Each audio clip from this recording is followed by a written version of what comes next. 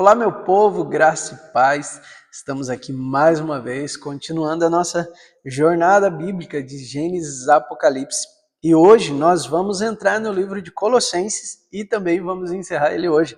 Talvez até o vídeo de hoje fique um pouco mais curto, porque Colossenses é bem pequeno, né? Então, provavelmente a gente consiga encerrar ele muito rápido. Mas com isso eu queria já incentivar você a compartilhar esse vídeo, a enviar para alguém, ou compartilhar aquilo que o Senhor está fazendo com você, você que está aqui com a gente desde o início, desde Gênesis até aqui, compartilhar com alguém, falar sobre o que o Senhor falou, algo com você no seu coração, sobre o que algum texto que ressaltou que o Senhor compartilhou com você, algo precioso, compartilhe com alguém, não guarde para você não. Esse texto é precioso demais para ficar só para a gente precisa espalhar isso, né? A presença de Deus é necessária que ela seja compartilhada, né?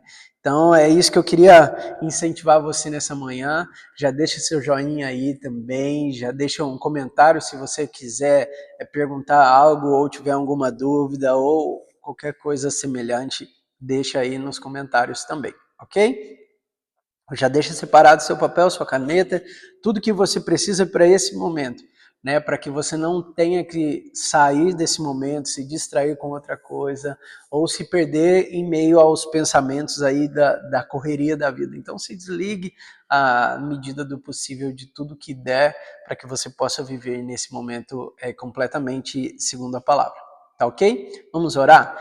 Pai, muito obrigado por esse tempo, obrigado por tua palavra, obrigado por teus ensinos, Senhor.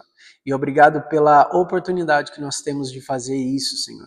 De ler a tua palavra, de desfrutar da tua palavra. Pai, que o Senhor gere em nós cada vez mais um amor por tua palavra. E que haja um desejo nosso, que parte do nosso interior, de querer te buscar mais, de querer te conhecer mais, Senhor. Em nome de Jesus. Amém. Bem, vamos lá? Colossenses capítulo 1.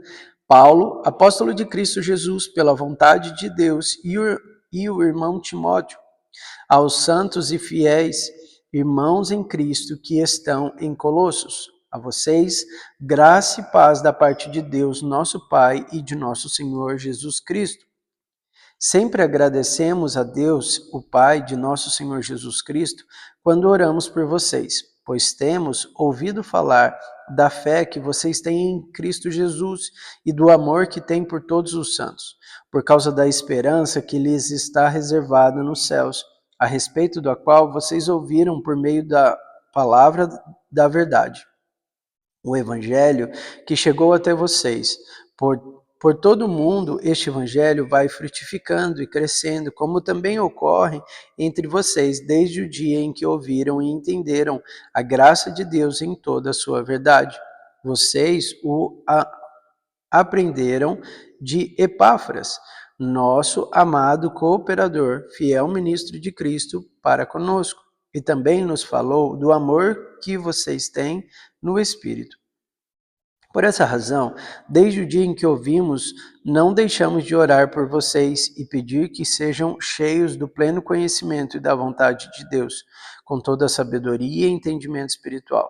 E isso para que vocês vivam de maneira digna do Senhor e em tudo possam agradá-lo, frutificando em toda boa obra, crescendo no conhecimento de Deus e sendo fortalecidos com todo o poder, de acordo com a força da sua glória, para que tenham toda a perseverança e paciência com alegria, dando graças ao Pai, que nos tornou dignos de participar da herança dos santos no reino de luz, pois ele nos resgatou do domínio das trevas e nos transportou para o reino de seu Filho amado, em quem temos redenção, a saber, o perdão dos pecados.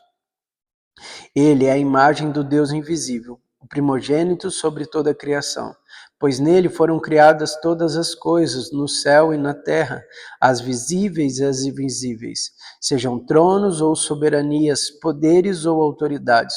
Todas as coisas foram criadas por ele e para ele. Ele é antes de todas as coisas e nele tudo subsiste.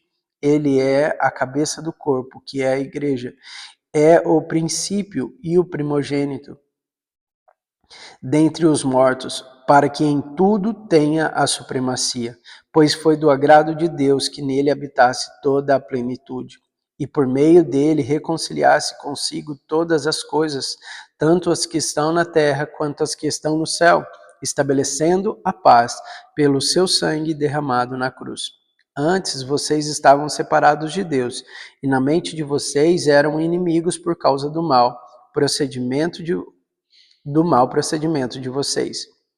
Mas agora ele os reconciliou pelo corpo físico de Cristo, mediante a morte, para apresentá-los diante dele santo, inculpáveis e livres de qualquer acusação, desde que continuem alicerçados e firmes na fé, sem se afastarem da esperança do Evangelho, que vocês ouviram e que tem sido proclamado a todos os que estão debaixo do céu. Este é o Evangelho, do qual eu, Paulo, me tornei ministro. Agora me alegro em meus sofrimentos por vocês, e completo no meu corpo o que resta da aflição de Cristo, em favor do seu corpo, que é a igreja. Dela me tornei ministro de acordo com a responsabilidade por Deus a mim atribuída, de apresentar-lhes plenamente a palavra de Deus, o mistério que esteve oculto durante épocas e gerações, mas que agora foi manifestado aos seus santos. A ele quis Deus dar a conhecer entre os gentios a gloriosa riqueza deste mistério, que é Cristo em vocês, a esperança da glória. Nós o proclamamos, advertindo e ensinando cada um com toda sabedoria, para que apresentemos todo homem perfeito em Cristo. Para isso eu me esforço, lutando conforme a sua força, que atua poderosamente em mim. Colossenses capítulo 2. Quero que vocês saibam quanto estou lutando por vocês, pelos que estão em Laodiceia e por todos os que ainda não me conhecem pessoalmente. Esforço-me para que eles sejam fortalecidos em seu coração, estejam unidos em amor e alcancem toda a riqueza do pleno entendimento, a fim de conhecerem plenamente o mistério de Deus, a saber, Cristo. Nele estão escondidos todos os tesouros da sabedoria e do conhecimento. Eu lhes digo isso para que ninguém os engane com argumentos que só parecem convincentes, porque, embora esteja fisicamente longe de vocês, em espírito estou presente. Me alegro em ver como vocês estão vivendo em ordem e como está firme a fé que vocês têm em Cristo. Portanto, assim como vocês receberam Cristo Jesus, o Senhor, continuem a viver nele, enraizados e edificados nele, firmados na fé, como foram ensinados, transbordando de gratidão. Tenham cuidado para que ninguém os escravize a filosofias vãs e enganosas, que se fundamentam nas tradições humanas e nos princípios elementares deste mundo, e não em Cristo. Pois em Cristo habita corporalmente toda a plenitude da divindade, e por estarem nele, que é o cabeça de todo o poder e autoridade, vocês receberam a plenitude nele. Também vocês foram circuncidados, não como uma circuncisão feita por mãos humanas, mas com a circuncisão feita por Cristo, que é o despojar do corpo da carne. Isso aconteceu quando vocês foram sepultados com ele no batismo, e com ele foram ressuscitados mediante a fé no poder de Deus, que o ressuscitou dentre os mortos.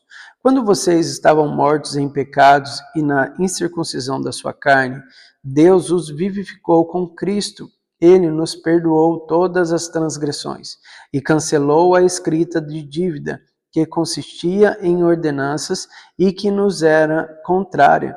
Ele a removeu, pregando-a na cruz, e tendo despojado os poderes e as autoridades, fez deles um espetáculo público, triunfando sobre eles na cruz. Portanto, não permitam que ninguém os julgue pelo que vocês comem ou bebem, ou com relação a alguma ou alguma festividade religiosa, ou a celebração das luas novas, ou dos dias de sábado. Estas coisas são sombra do que haveria de vir. A realidade, porém, encontra-se em Cristo. Não permitam que ninguém tenha um prazer numa falsa humildade e na adoração de anjos os impeçam de alcançar o prêmio. Tal pessoa conta detalhadamente suas visões e sua mente carnal e a torna orgulhosa. Trata-se de alguém que não está unido à cabeça, a partir da qual todo o corpo, sustentado e unido por seus ligamentos e juntas, efetua o crescimento dado por Deus. Já que vocês morreram com Cristo para os princípios elementares deste mundo, porque, como se ainda pertencessem a ele, vocês se submetem às regras. Não manuseiem, não provem, não toquem. Todas essas coisas estão destinadas a perecer pelo uso, pois se baseiam em mandamentos e ensinos humanos. Essas regras têm de fato a aparência de sabedoria, com sua pretensa religiosidade, falsa humildade e severidade com o corpo, mas não têm valor algum para refrear os impulsos da carne. Colossenses capítulo 3. Portanto, já que vocês ressuscitaram com Cristo, procurem as coisas que são do alto, onde Cristo está assentado à direita de Deus.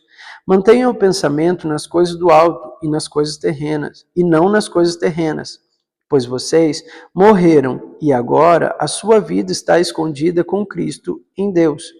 Quando Cristo, que é a sua vida, for manifestado, então vocês também serão manifestados com ele em glória.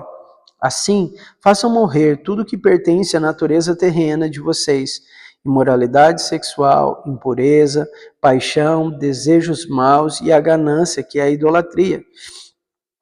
É por causa dessas coisas que vem a ira de Deus sobre os que vivem na desobediência, as quais vocês praticaram no passado, quando costumavam viver nelas.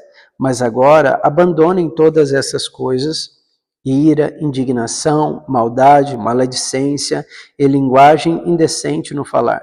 Não mintam uns aos outros, visto que vocês já se despiram do velho homem com suas práticas e se revestiram de novo, o qual está sendo renovado em conhecimento à imagem do seu Criador. Nessa nova vida, já não há diferença entre grego e judeu, circunciso ou incircunciso, bárbaro e cita, escravo e livre, mas Cristo é tudo e está em todos. Portanto, como povo de Deus escolhido, santo e amado, revistam-se de profunda compaixão, bondade, humildade, mansidão e paciência. Suportem-se uns aos outros e perdoem as queixas que tiverem uns contra os outros. Perdoem como o Senhor lhes perdoou. Acima de tudo, porém, revistam-se do amor, que é o elo perfeito. Que a paz de Cristo seja o juiz em seu coração, visto que vocês foram chamados para viver em paz, como membro de um só corpo, e sejam agradecidos. Habite ricamente em vocês a palavra de Cristo. Ensinem e aconselhem-se uns aos outros com toda a sabedoria. Cantem salmos, hinos e cânticos espirituais com gratidão e a Deus em seu coração. Tudo o que fizerem, seja em palavra ou em ação, façam-no em nome do Senhor Jesus, dando por meio dele graça a Deus Pai.